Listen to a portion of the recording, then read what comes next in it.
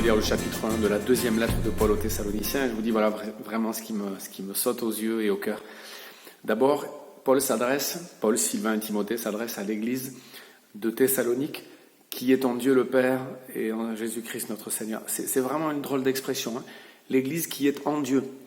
Pas l'église de Dieu, pas l'église de Thessalonique simplement. Nous, souvent, on dit l'église de Toulouse. Hein. Mais dire l'église de Toulouse ou l'église des Toulousains qui est en Dieu le Père et en notre Seigneur Jésus-Christ, je trouve que c'est très fort. L'église qui appartient à Dieu. Donc soyons rassurés parce que l'église appartient à Dieu, c'est lui qui s'en occupe.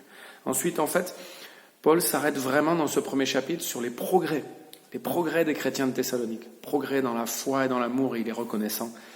Donc on puisse penser à nos progrès. Pas juste mon progrès personnel, mais le progrès de cette église. C'est beau de penser à une église qui progresse dans la foi et dans l'amour. Donc que Dieu puisse nous faire progresser. Et puis Paul s'émerveille devant leur persévérance alors qu'ils sont persécutés. On parle de façon un peu plus précise encore dans ce chapitre de la persécution.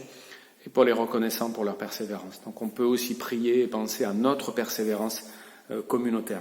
Et enfin, croire en Dieu, c'est croire qu'il y aura une justice aussi. Et Paul dit, voilà, ceux qui vous font du mal seront punis. Donc soyez rassurés, hein, Dieu ne vous oublie pas et il y a une vraie justice. Et on peut dire à des gens qui ne croient pas en Dieu, je crois en Dieu et je crois qu'un jour il y aura une justice. Hein. Les méchants ne l'emporteront pas au paradis. Donc la justice, on veut la vivre dès maintenant et quand il y a quelque chose de mauvais, on le dénonce. Mais on sait aussi que tout ce qui n'est pas réglé par la justice des hommes sera réglé par la justice de Dieu. Bonne journée.